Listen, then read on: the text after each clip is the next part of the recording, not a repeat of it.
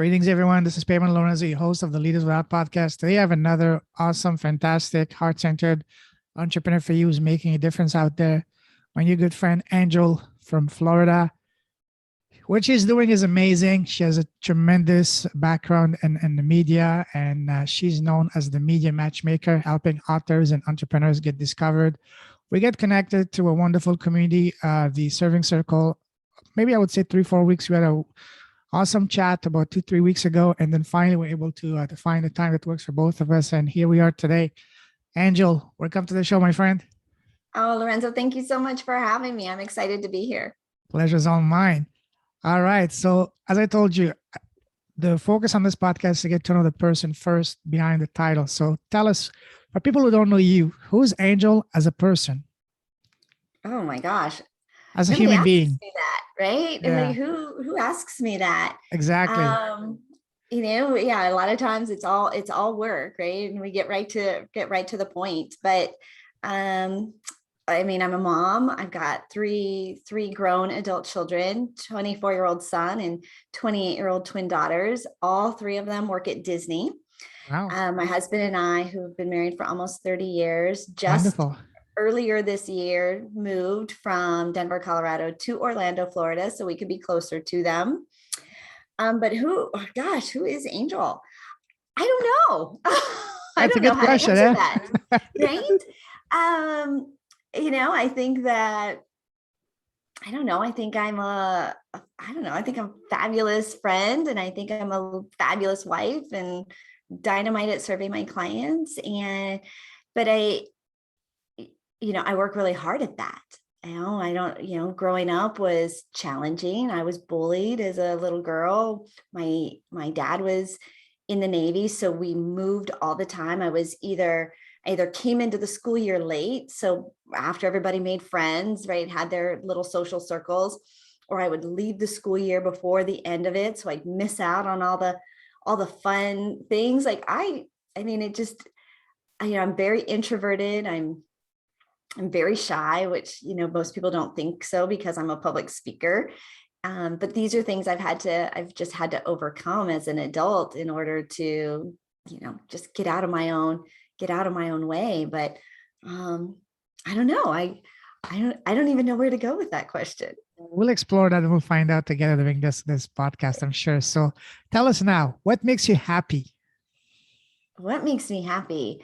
You know what? I am I'm one of those goofy people. I'm happy. I am a happy person. I wake up happy. We moved into our dream house earlier this year, and one of the things that we have now is a swimming pool, and the swimming pool has this screened in cage around it because there's bugs here in Florida. We don't have bugs in Colorado. I like that about Colorado, but Colorado's cold, and so I like being warm. But we have this screened in area. So we have a bedroom that has these double doors that opens up into the pool, this screened area. And so in the morning, my husband comes in and he opens up those doors, and I get to see the lake and the pool, and he brings me a cup of coffee, and I start my day happy. My kids work at Disney. Look, I'm wearing a Mickey Mouse, sweatshirt. Like I am just, I am a happy, I am a happy person most of the time. That's Life important. makes me happy. Life is easier, more fun, more meaningful, more purposeful while being happy. Yeah. And you're also infinitely more productive when you're happy too, you know? And you know what, though? It's not, it's weird to be the happy person, right? Yes, People are like, all right, Angel, like your life is perfect. I'm like, no, that doesn't mean my life is perfect. That exactly. doesn't mean that I don't have challenges. It's just, I choose to look for the good, find the joy, get myself out of the slippery ick if as fast as I can, if I can. But it's almost like you're easier to relate to if you're grumpy, right? Like Mhm. like our society just that you turn on the news, you look at social media, like the grumpy stuff comes out. But I tell my clients, you can't do epic things with icky people. So Wow. find the good people that are out there. They're just, hiding in the shadows because the grumpy and the ick tends to get the attention. Does that make sense? Absolutely. And I loved the quote. I'm just writing this down. He said, "You can't do epic things while you're grumpy." Perfect. I Right? love this quote. Right? Absolutely. And you said another thing that's very powerful, and I keep hearing this also as a recurring theme from more and more people. I choose to be happy. That's so key. I choose to be happy. And for me, I don't remember the last time I turned on the TV to watch the news. The only time I watch a TV is just to watch a good sports game or just some old documentary or old movie. But I have no idea. I lived, as I said, I lived in Hong Kong before, and I still have to this day a friend from Hong Kong that messaged me, say, "Hey, are you aware what's going on in Canada?" I have no idea, and I don't give a damn. I'm not interested because there's no need for me to worry about things I have no control over. It's going to make me upset. Instead, I focus on what I can control and what matter to me and affect me directly: my health, my business, my family, the relationship that matter. And if Yeah. something is important, you will know about it. You will hear about it. You know. Yes. So Yes. that's my Absolutely. philosophy, and I totally agree with what you say. Amazing. Now, Angel, tell us what makes you smile. Oh, lots of things. Hmm. Lots of things. I like to smile. I paid a lot for this smile. Like, this is completely manufactured in a dentist's office. So I Good job like to the to, dentist. I can say that. Good job, because it's yeah, a wonderful, radiant, contagious smile and thank beautiful. So you. yes. Thank you. I fell down the stairs when I was 12 years old Mm. and broke my two front teeth. And Wow. so I had to get caps on my front two teeth. And my dad was in the Navy. We had Navy dentists, and they did the job that they did. But as an adult, I got them replaced with something that looked a whole lot more natural and a whole lot prettier. And, I had my teeth laser whitened. I've had braces. I've had my, crowded teeth pulled. I mean, I have spent a lot of time in the dentist chair. So I like to smile. Lots of things make me happy. My family makes me happy. My clients make me happy. I love what I do. I get to be the sharer of good news, right? When something Oh, I good love that. happens, they call me, Angel, this good news happened. Can we put that out in the world? And so, I mean, I've Amazing. kind of created my own little bubble of happiness in my world. And I like it. I like it like that. We see the stuff that's going on. Like we travel, like not obviously as much now that we used to be, and seeing, some, other areas of the world that aren't as blessed as we are. And so I recognize that the time we live in is amazing. The access to things that we have is amazing. It is. And so I choose to find that and choose to enjoy it and try not to take it for granted. Absolutely. And it's so powerful that not only we choose to be happy, but ultimately we don't need permission from anyone. We have that power within ourselves to make ourselves happy, regardless of, sure, nobody's living a perfect life. We all have our challenges and issues, but despite of that, we can still be happy. Let's focus on the happiness, not on the problems. Because when you focus on the happiness, you will get the solutions. Ultimately, you will be able to overcome whatever you're facing. Yeah. It's a Yes. cure, fix everything. And it's easier said than done, right? When Sure. you first start out, and if this isn't the kind of people you hang out with, if these aren't the books you read, these aren't the movies you watch, right? If you're Mhm. not in that environment, again, like, it's really easy to kind of just get drawn into the muck and the mire, right? And the what I don't have, right? And victim and life's happening to me. But when you surround yourself, like, and I think it was Jim Rohn, right? You are the equivalent of the books you read and the people you hang out with. So garbage in, garbage stays in. Totally. I mean, right? I mean, you've heard garbage in, garbage out, but no, it stays in there, and you Oh, got to yes. come in and clean house. And so it's like you almost have to, for every negative thing, every negative person, every like ick that comes, you almost have to like saturate it with a whole lot of extra good stuff, right? Good music, good movies, good books, good people, good thoughts, good podcasts, right? And so, Lorenzo, like, this is critical. Like what you're doing and putting this message out into the world isn't just, hey, this feels good. Like this can change people's lives when they start to think about, what does make me happy? What am I doing every day to make me happy? Am I making that choice? So yeah, stuff like what you're doing. Nice job. Thank you. I Not that appreciate you that. need my approval, but No, nice I job. appreciate that. I deeply appreciate it. It means a lot to me. That's because this is what I want to do. I want to not only have wonderful conversation with amazing people, but ultimately me and you talking, you sharing your story, dropping invaluable wisdom nuggets.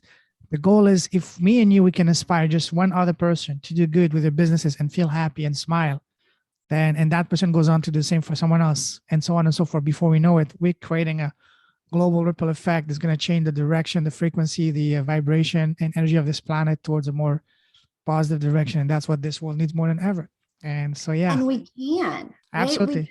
We truly can make a difference and make an impact. And sometimes I think, it's scary, right? To think, okay, if I speak up or speak out or go against the grain, but we truly can, just by our actions, our attitudes, how we respond to things.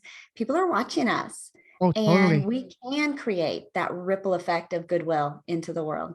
Not only people are watching, is God, the universe also watching you at all times. Even if you feel no one is listening, watching, or reading your content, they are. Absolutely. Absolutely. Listen, amazing. Amazing. Now let's take, I noticed a very amazing, you know, you know, energy from you is that it's all about happiness. Now let's amplify that. Now tell us, Angel, what makes your heart sing? What makes you come alive? Oh, so I think I mentioned that my husband and I have been married almost 30 years. And are you married, No, Lorenzo? not yet. No. No. So not an easy thing to be married to the same person for 30 It's an years. achievement.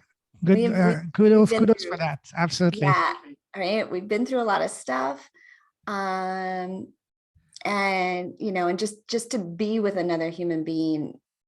I mean, I've been with him now more years than before I was, with him. I was 23 when we got together. So, or when we married. So, um, um, they weren't always great years. Right? We had a season where we we were really struggling as a couple and struggling as a family and struggling, and it seemed like so many couples around us had kind of gotten to a certain season of their lives raising the kids, and then decided to divorce. And we were approaching that many years ago, and we were not in a good place, and we were doomed to become a statistic, and decided to do something about it and go proactive. We started dating. And I know it sounds crazy, right? Like, let's go out on a date. And so we started dating. Every week we'd go out on a date and talking to each other and communicating and trying to be very intentional about our relationship and reconnecting, because we'd really gotten to a place where we were more like roommates. Nothing bad had happened, but just no intimacy, no communication, no real interest really Why it was in. not there anymore. Yes, I Yeah, get I it. mean, Yeah, it just kind of it just drifted. And Napoleon Hill, if you're familiar with him, he absolutely. said Yes. that if you don't plan for success, you will drift into failure. Hmm. And failure is one of those things that we don't really think that we're failures, right? Like, we're successful. We've, gotten out of bed. We can put our shoes on, like we can do things, like we're pretty smart. But you can drift, right? You can allow these things that you just kind of all of a sudden wake up. A year ago, or actually at Easter time, I saw a photo of me. We had Easter with my family, and we had a photo, family photo taken. And Lorenzo, I had gained about 25 pounds during the pandemic. And Wow. I'm a pretty petite stature person. So 25 pounds on me was rather significant. And I saw this picture of me, and I just looked like a beach ball. right? I was like, where did Angel go? Like I had been swallowed by a beach ball. Yeah. But it was just this drift, right? Like, Mhm. yeah, the pants are a little tighter, right? I'm not really eating well. I'm not exercising anymore, right?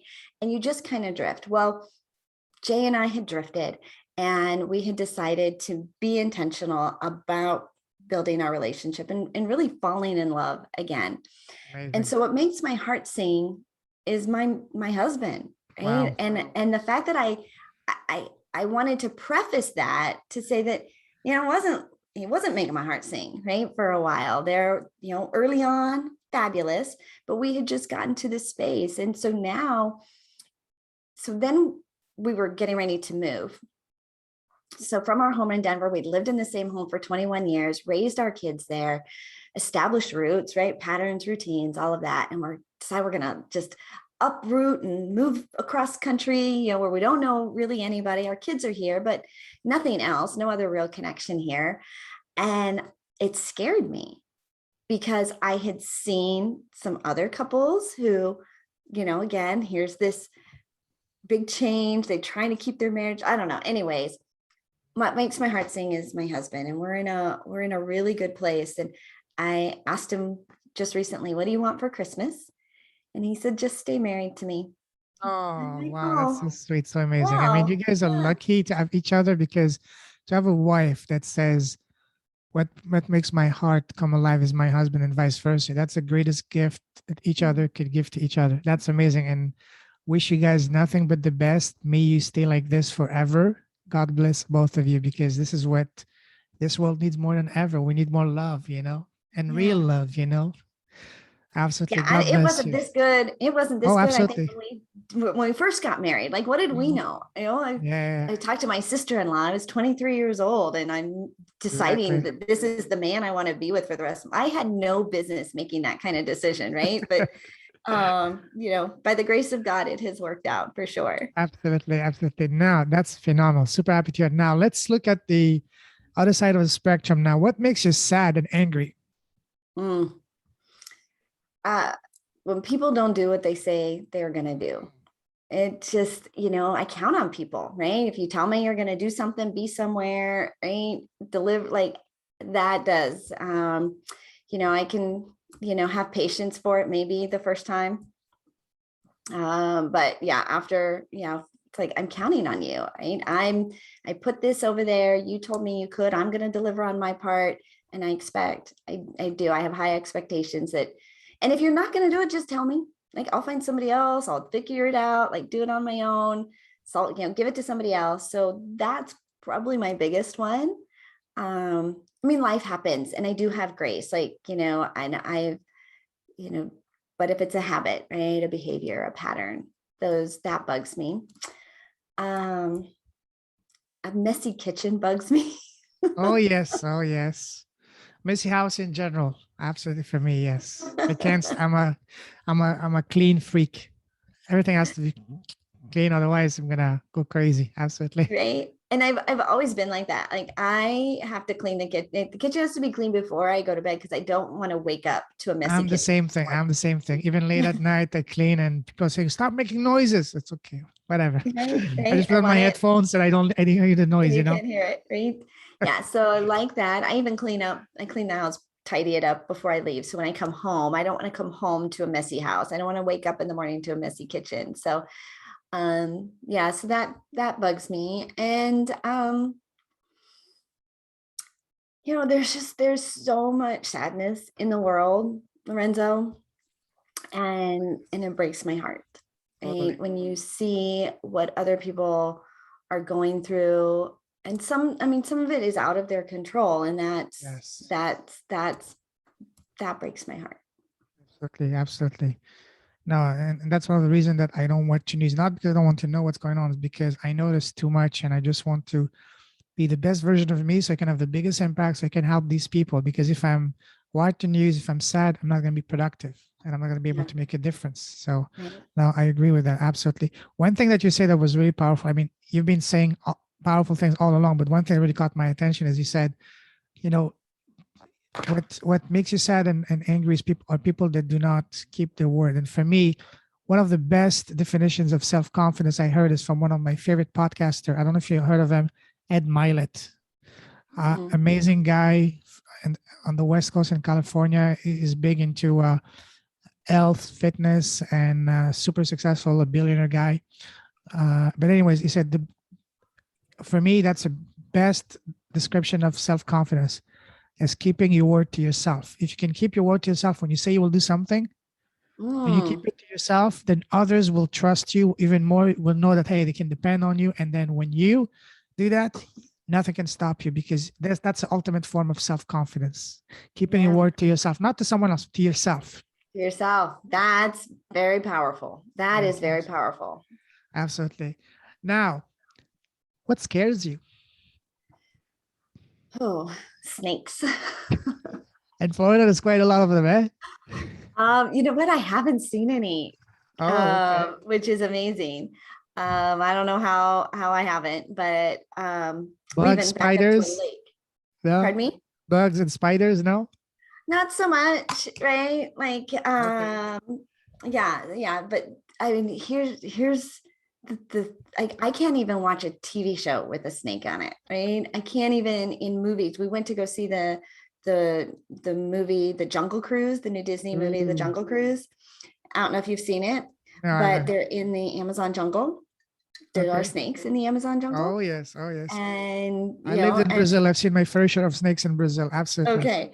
So yeah, they just give me the willy-nilly, right? Like, and scare the bejeebies out of me. And I don't know why. Um, yeah, I don't know why, but they just, yeah, absolutely scare me. And I'm a girl, I'm a woman, like a petite woman. There's uh, you know, I have women fears of being out and bad things happening, right? Sure. Um, which is why I love that I get to travel with my husband, right? So I started traveling. I was in radio. I was a broadcaster out of Denver, Colorado for 10 years. And about 4 years ago, that all changed and I started traveling as a speaker.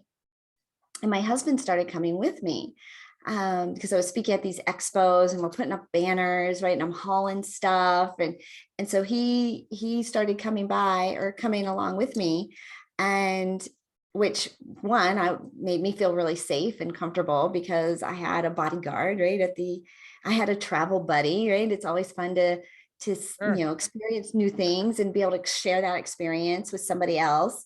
And then I didn't feel guilty about not being home, because I think a lot of Yeah. times when you're traveling, you're like, oh, I feel like I should be That's home. huge. Well, Yes.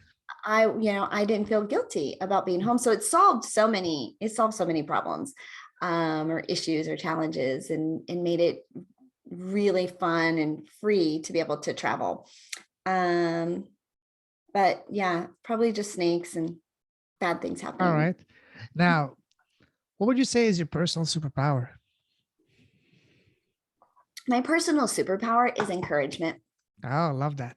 Mhm. Yeah. And I didn't really know that that was like a big deal. Right. I think I took it's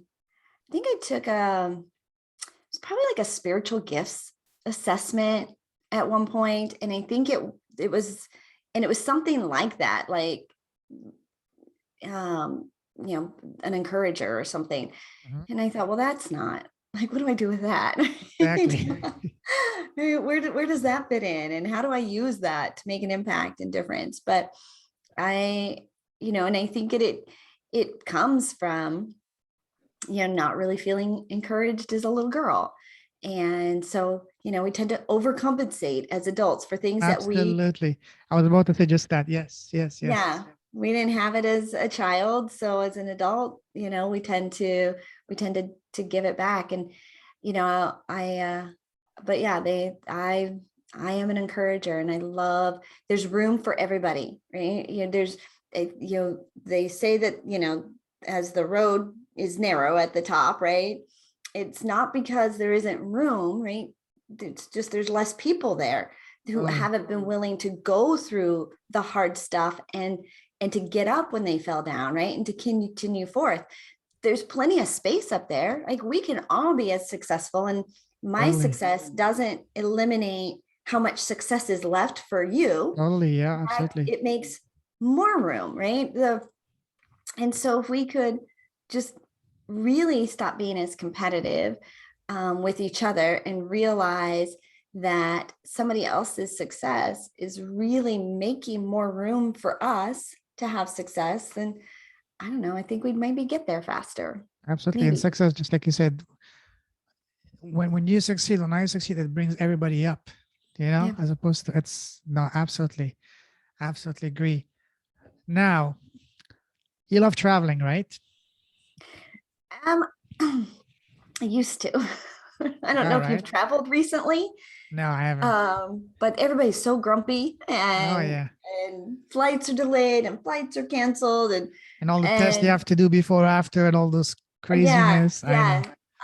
I did. We loved it. We've done a little bit recently, and not it's just not my favorite right now. I'm Yeah, waiting for things to calm down. sure. Now let me take you on a different type of travel down memory line. Go Mm. back to when you were a young girl growing up. When we're kids, people around us, parents, family, relatives, friends, teachers, they always ask us, Angel, what do you want to become when you grow up? What was your answer back then as a little girl? So I used to want to be a cruise director. I Wow. don't know. I don't know if you ever remember the TV show The Love Boat. Yes, Right. absolutely. So I wanted to be a cruise director. I thought how much fun, right? To travel, to be on a cruise ship, to make sure everybody's having a good time. Like that sounded like a really fun idea to me. I took my first cruise as an adult. My mom and I did a cruise, and I get seasick. So, and I've been on a couple of cruises in my life, and they're not my favorite. Um, but yeah, I wanted to be a cruise director when I grew All up. right. Okay. Now, stay back to when you were a kid. What was your favorite subject at school? It was English. Ah, nice. It was English. I liked reading and writing and um, learning, the elements of speech, like writing. Yeah, I liked English. I was not good at science, not good at math, and um, now I don't mind numbers, right? Like Yes, as of an course. entrepreneur, like dollar signs, commas, Yes, yes. zeros, love all that. Spreadsheets and But all that. Yes, right, absolutely.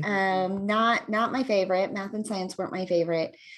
But I liked English. Um, I almost didn't graduate high school because I took a public speaking class and I almost failed my public speaking class, which was a required credit for graduating. So I was terrible at public speaking. I was very shy in school. So, um, it was just kind of, I went to school, but it wasn't like, oh, I just, had this grand experience being there. Wow. I can relate to a lot of that. Now, let's move a little bit forward. What would you say was your very first job?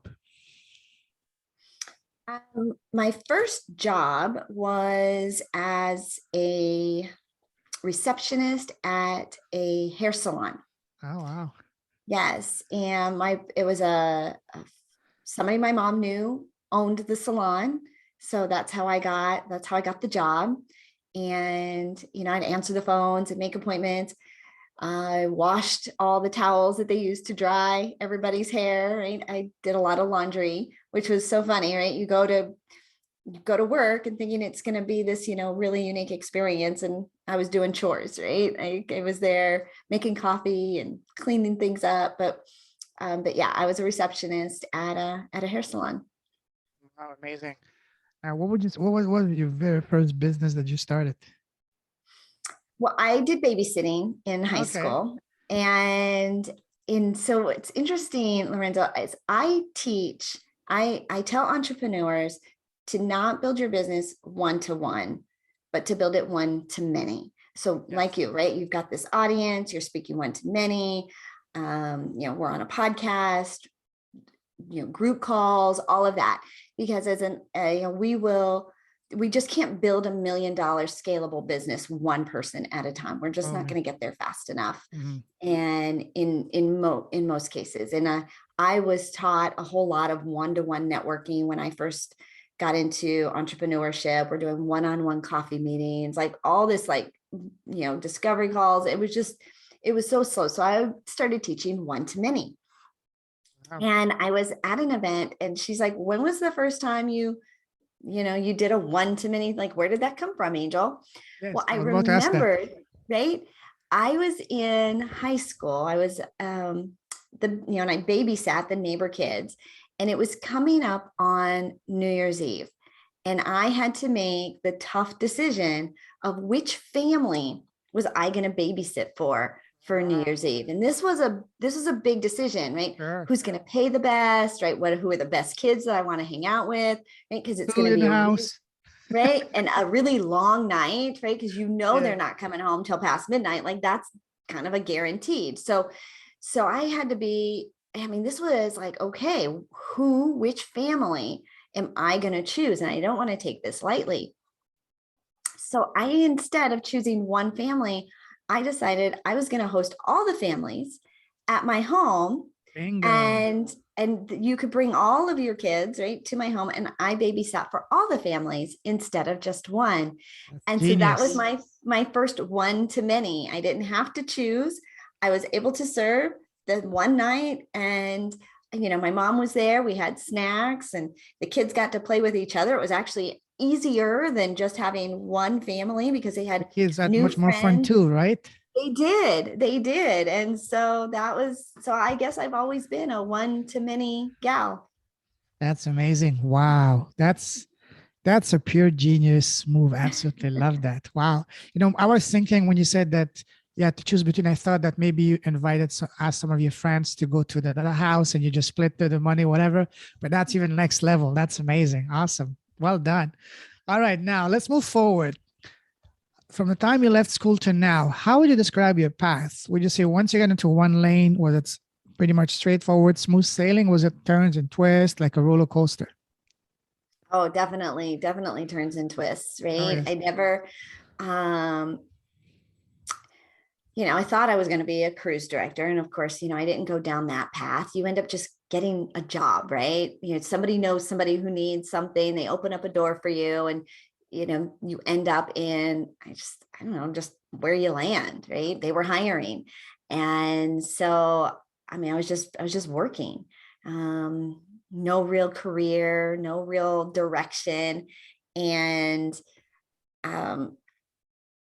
my parents had gotten involved in the Amway business. I don't know if you're familiar with Amway. I heard of it. Yes. Okay. So, it's kind of a segue into being an entrepreneur, right? You can own your own business as a part of this network marketing company. I had never thought about being an entrepreneur, never thought about owning my own business, but they go through a lot of personal development. That's like a big piece of network marketing. Yes. The books you're reading. So that's where I was first introduced to personal development books. Hanging out with positive people, right? And, turning off the evening news, introduced to the concept of residual income, recurring revenue, like all of these things I had never had any connection to. Well, that's where I met my husband, Jay. His sister invited him to the same meeting that my parents invited me to. Oh, wow. So we were introduced to the concept, early on in our relationship. That's where we met. And so we, as a dating couple, we were, running our own network marketing business. We weren't good at it, right? Like we didn't really have a whole lot of success with it. We had some, but nothing grandeur over by any means, but we met each other and we had fun. And hey, that's the greatest gift. It was, right? So that was our success early on, but they would have you every night. We would read 10 pages out of a personal development book. We would listen to these tapes, right, in our car, and auto university, right, where you're, instead of listening to just radio, right? Oh, Put yeah. some good stuff in while you're driving in the car. So a lot of those concepts that were introduced to us, me in my very early 20s. And of course, I got pregnant, ended up having babies, stay-at-home mom, again, doing odd and end jobs to just make ends meet, really. And then worked for the PGA for a few years in Colorado. And then I was hired by a professional magician to be his admin and help him get bookings of gigs and to be his admin. And that ended up opening up. He decided he didn't want to travel as much. He wanted to stay local. So how do we create something for him local? And we ended up creating a really unique business together, and we became business partners. So that opened it up to, now I own a business like I never had. And so all sorts of different things have come my way. And then I was I did 10 years of broadcasting, because we had joined the local chamber of commerce to get clients, right, and get visibility.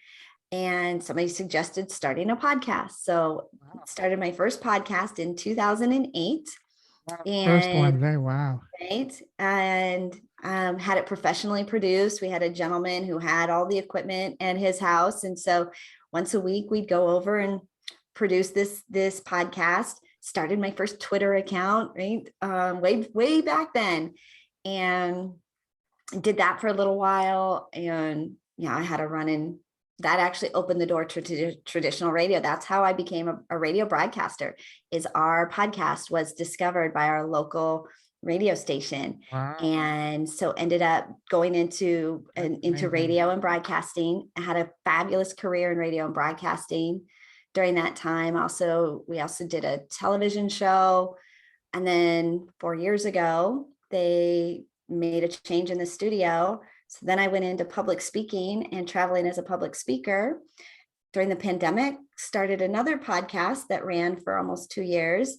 And I've just been all over the place. Lorenzo.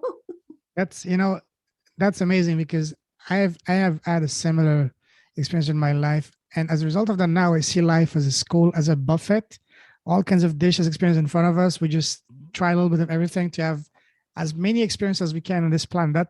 I think that's one of the main reasons we're here, is to experiment as many different things, different fields, different everything.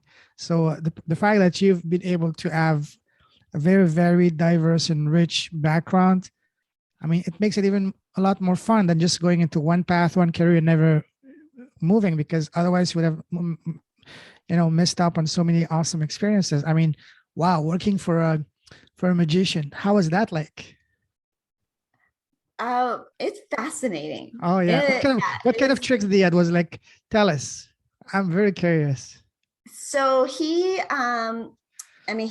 specialized in like close-up magic. So card tricks and things disappearing out of his hands and all of that. But he did, big stage presentations as well. But he was, the close-up stuff, like right in your hand, coins disappearing and things happening and guessing cards and having them. Yeah. So he was, and he still does magic. So it's pretty cool. He's very talented.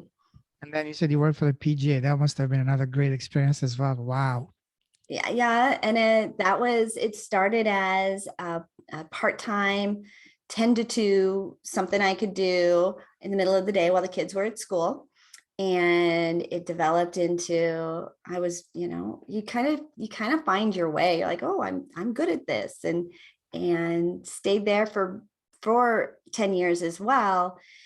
And it only stopped because they pulled that event out of Colorado. So it was called the International, and they ended up, after 20 years of doing the International in Colorado, they don't do it anymore. And so that ended, and that's how I ended up becoming the admin for the magician. When you said the PGA, are you referring to the Professional Golf Association? Mm-hmm. So did you end up picking up golf and playing yourself? Only a little. Okay. They take it very seriously. Oh, absolutely. Yeah, Absolutely. it's not a hobby. Oh no. So I did take golf lessons. I have played a few times. Um, it's probably the most I've ever had my dad laughing is playing golf with him on the golf course. And so it's just, In good you know, spirit. In good yeah, spirits. right. We have fun. And now my parents live in a golf course community. My Wow. dad plays golf almost every day. They drive around in golf carts in this That's amazing. community. Yeah. It is so funny to see them out there, but they're Oh having a good yeah. time. Absolutely. That's amazing. Wow. Now that's a perfect segue into what you're doing now. Tell us what your business, what's Angel cooking in the world, what impact are you having? Tell us about all the good, amazing things you're doing right now. All the good, amazing things. Well, I left broadcasting Mhm.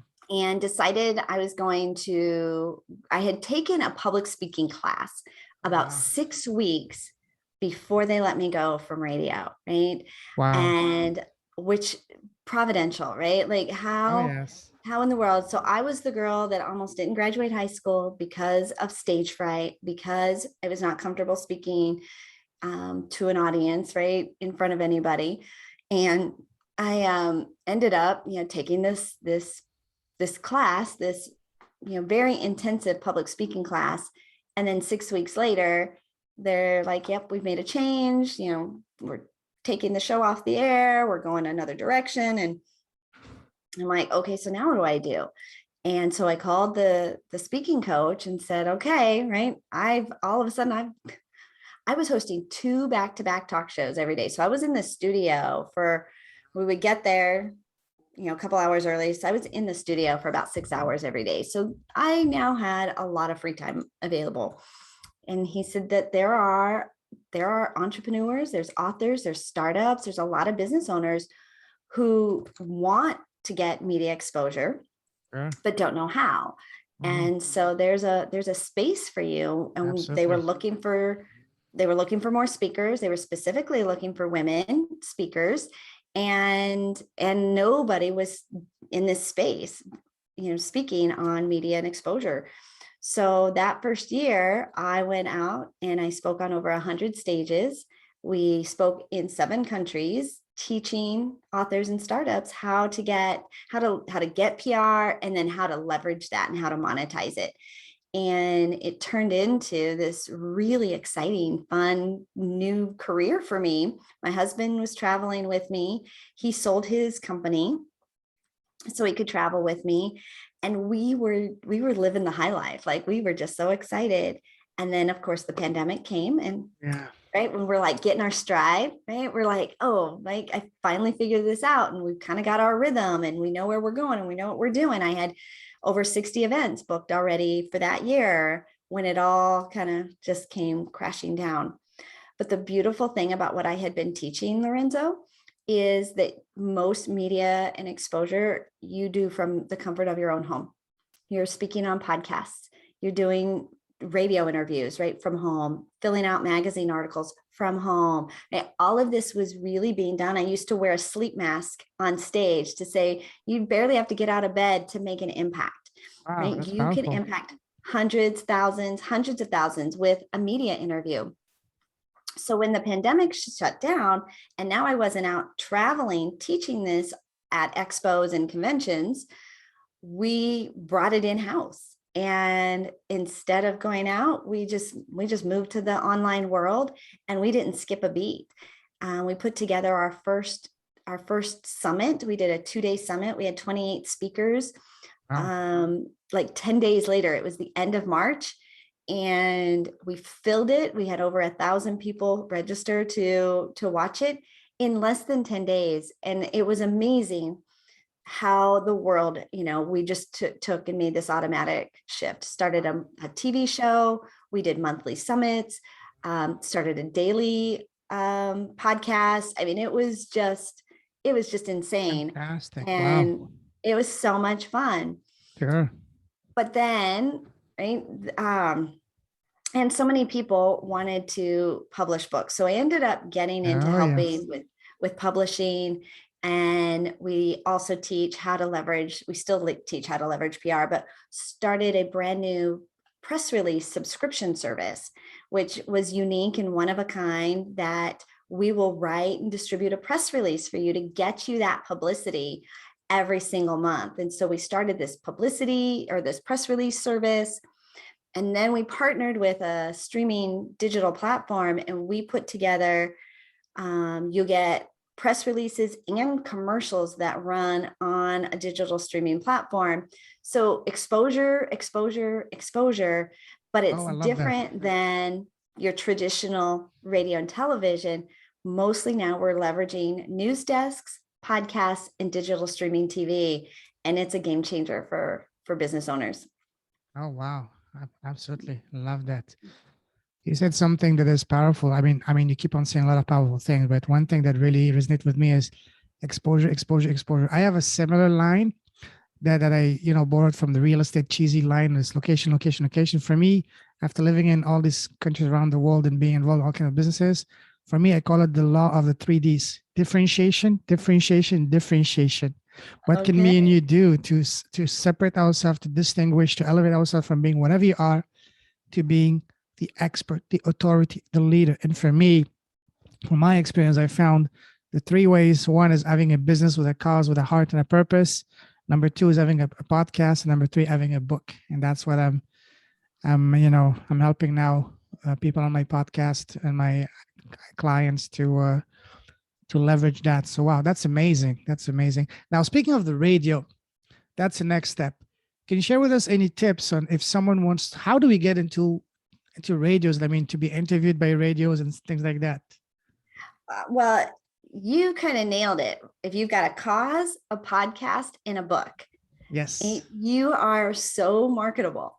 Right? Wow. That makes it, those are kind of the 3 pillars, because you have a cause, which means it's bigger than you, right? You're out there making an impact in the world. You're out serving. It isn't just going to be an infomercial. Right? This tells us, right, that it's attached to something with social impact. The podcast means you have a platform and you have an audience. That makes you appealing because you've got listeners, right? You're going to attract listeners as well. And you're going to help. It's, kind of that win-win. You're not just here using my audience. You have a platform of people following you, of influence, right? It turns you into an influencer. And then a book. I always say that being a published author is the number 1 easiest way to get booked on radio and television, because they're looking for authors. If you can't sell anything because you haven't paid for the advertising space. So they're not interested in helping you sell your programs, fill your events, right? You pay advertising dollars for that. But as an author, they love to talk to authors. They will promote authors and they'll encourage the audience to go out and buy your book. So those 3 pieces, having a cause, and the podcast means you have an audience, right? Have an influence in the marketplace, and having a book, being a published author. So Lorenzo, you're a shoo-in. I'm so glad I'm recording this. And I've been also taking notes. I don't know if you notice me typing, because this is gold. And now I'm on the process of, I'm very passionate with podcasting, because podcasting has changed my life, has enriched my life, has blessed my life, and we even saved it in a ways. So now, after over a year of podcasting and talking with over 110 amazing leaders with a heart, I want to write my own book, which is going to be on the lessons I learned after speaking and talking with over 100 heart-centered leaders with a heart. We're all, world-class experts in the fields from around the world. And that's my goal for Q1, or if not Q2 of this coming new year. So absolutely. And I will also, introduce that notion that, having a book is the best way to get on TV and radio. And speaking of that, one of the best ways, we all want to write a book, but writing a book is not easy. But I found the most incredible shortcut, if you can say it that way, to write a book without actually writing a book. And I'm not talking about ghost writing it. I love listening to podcasts. I'm an active guy. I go on long bike runs. And one day I was listening to this guy who was talking about a 200-page book is roughly about 60,000 words. Now, one 30-minute podcast episode is about 6,000 words. So when you have 10 30-minute podcast episodes, technically you have enough content for a book. So, and that's what I'm also teaching to my audience in a way is, hey, you want to write your, that's my, actually my tagline. Want to write your first and next book? Start your podcast, you know? There you go. Right. So, Right. And it's, you can transcribe, right? If you don't want to write it or type exactly. it, speak it. Yeah.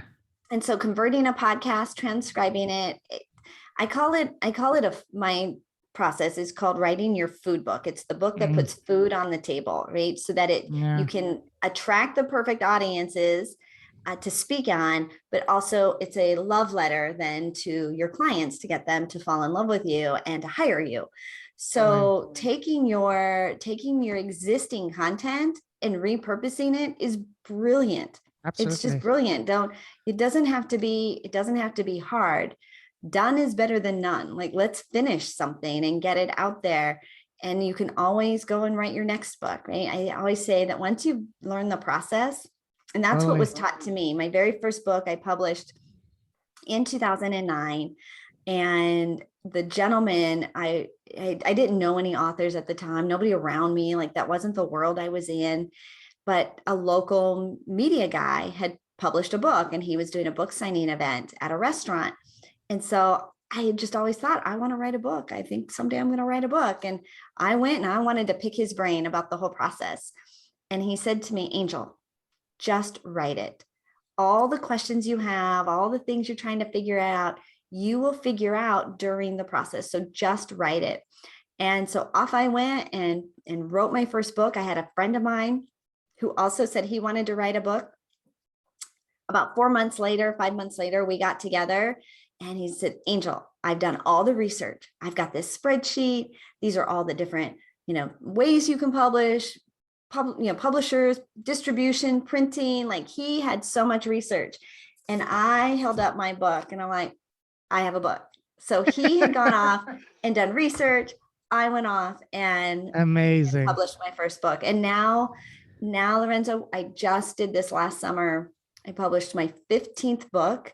Oh We my took a God. group of 12 of us. This was the Wow. biggest, the biggest project I'd ever taken on.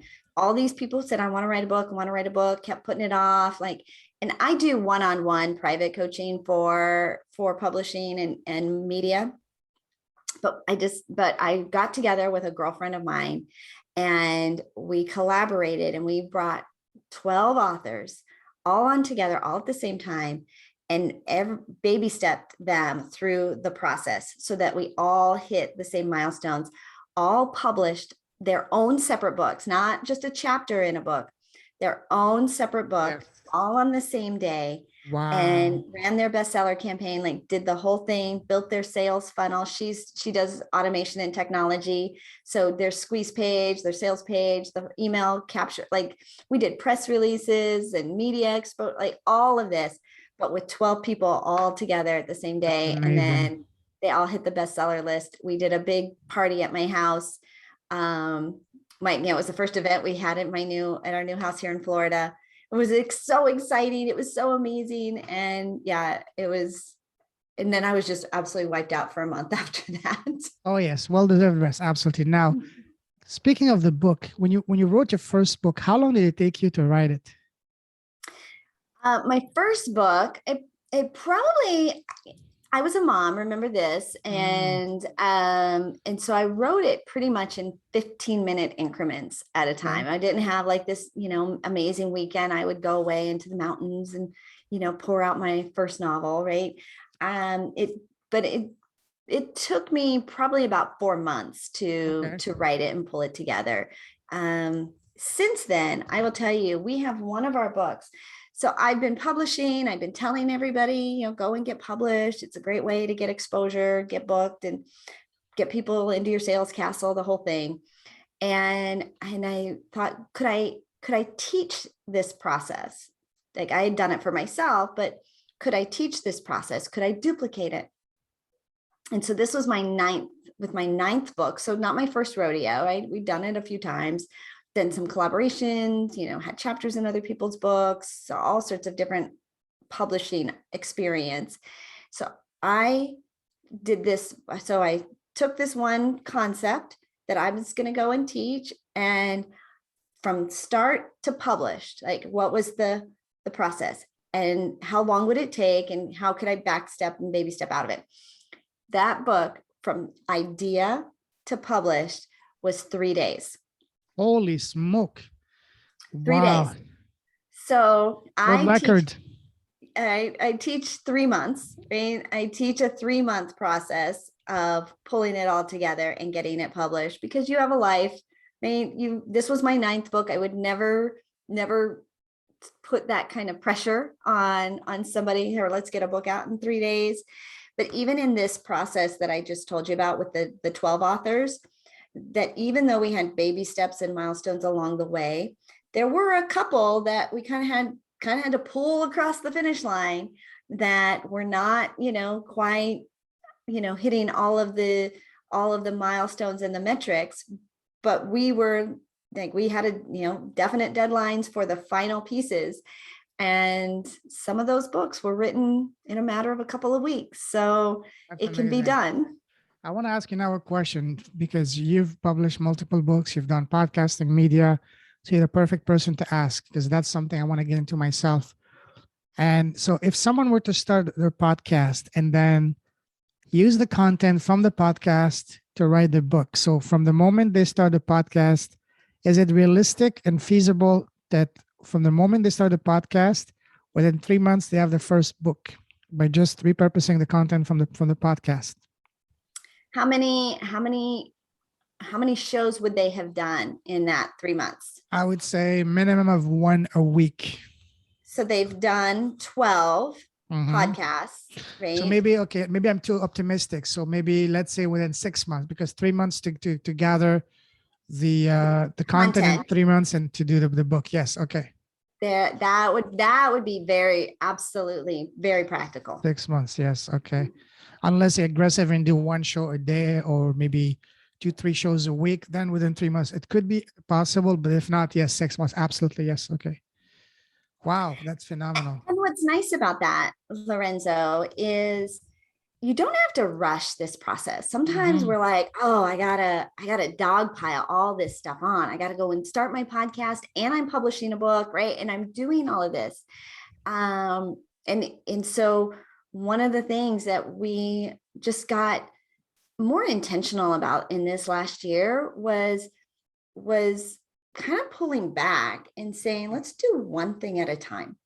Exactly. Let's finish this. Let's get your podcast up and running. Let's get really quality guests in there. Let's get you comfortable in the interview seat.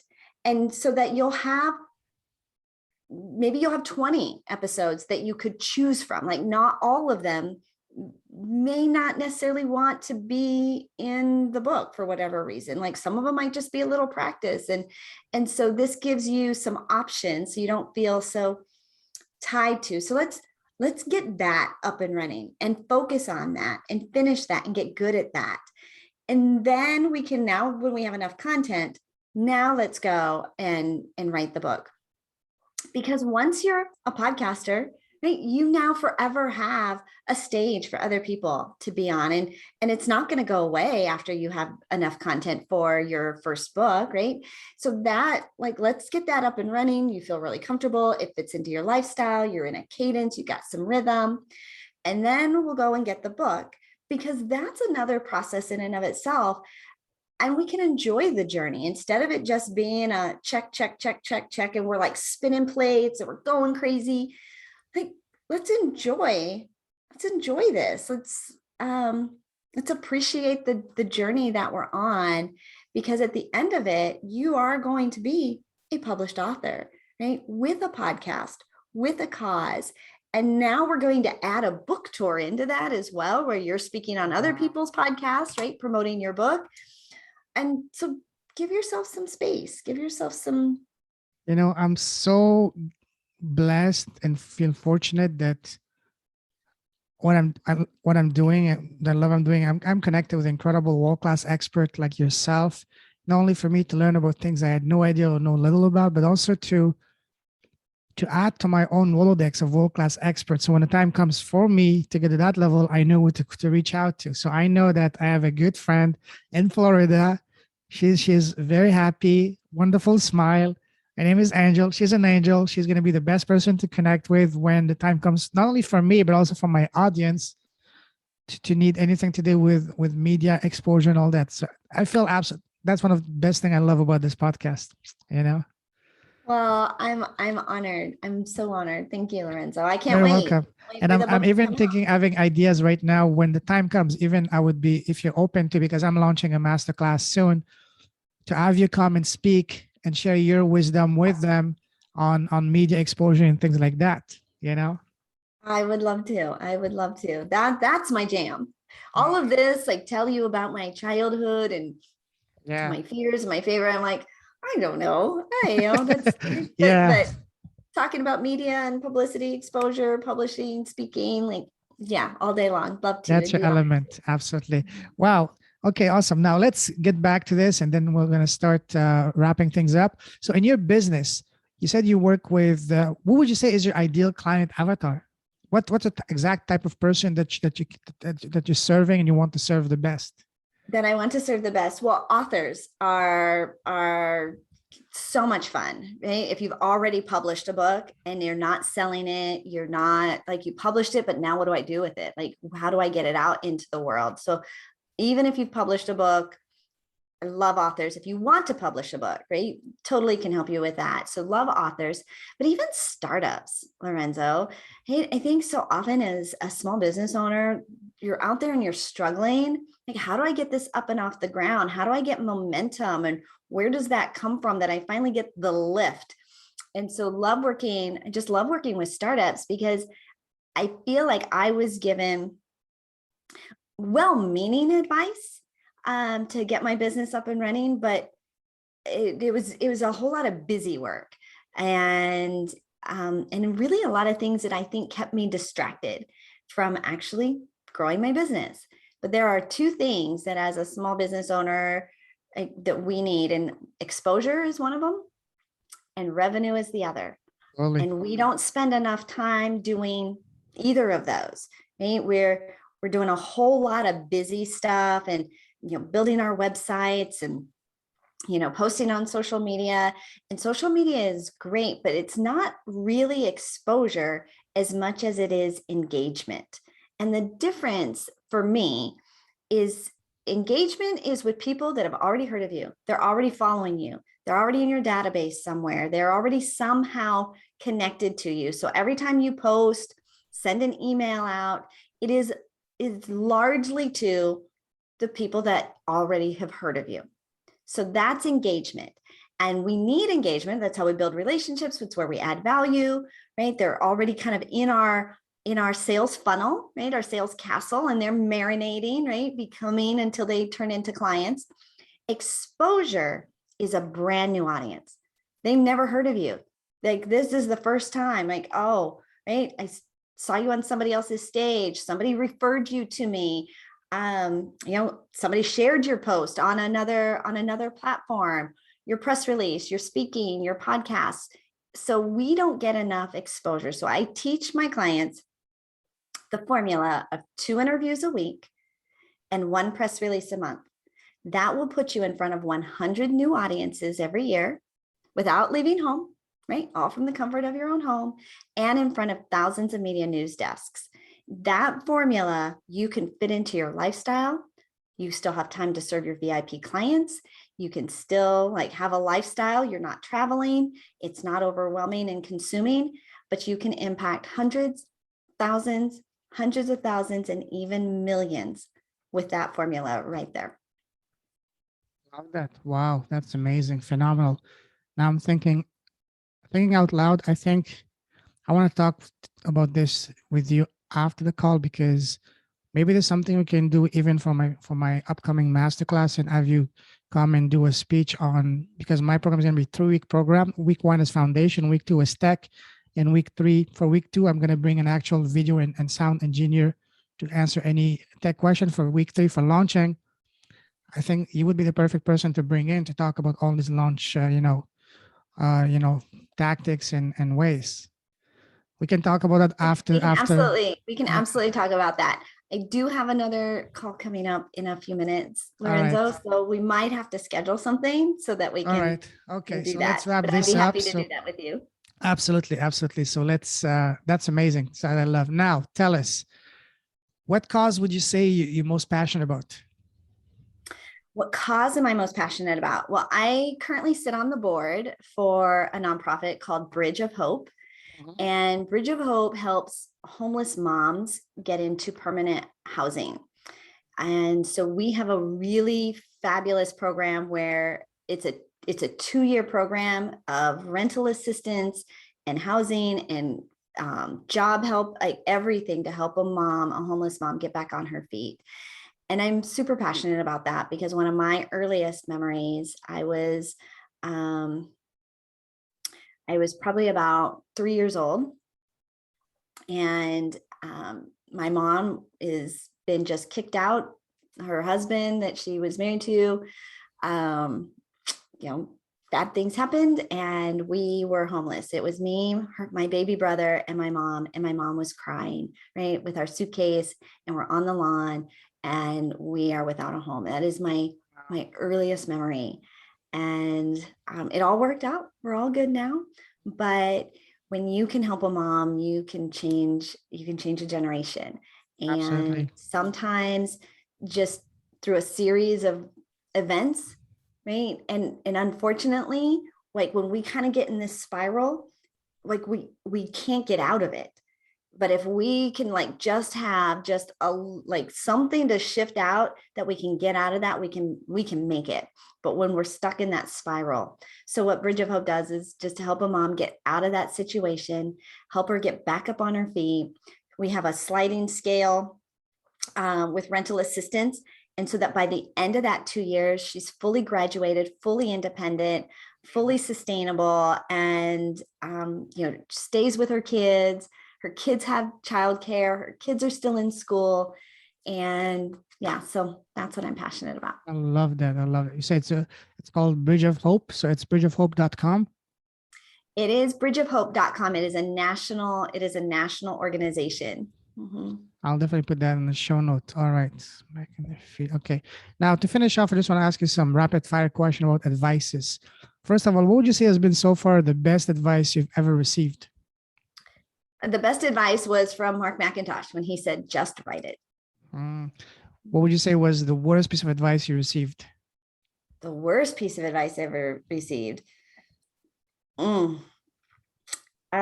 was probably when my husband and I were down on our luck, and somebody told us to go and buy a car.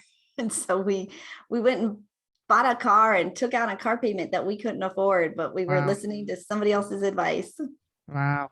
Now imagine that you could go back in time and sit face to face with an 18-year-old Angel.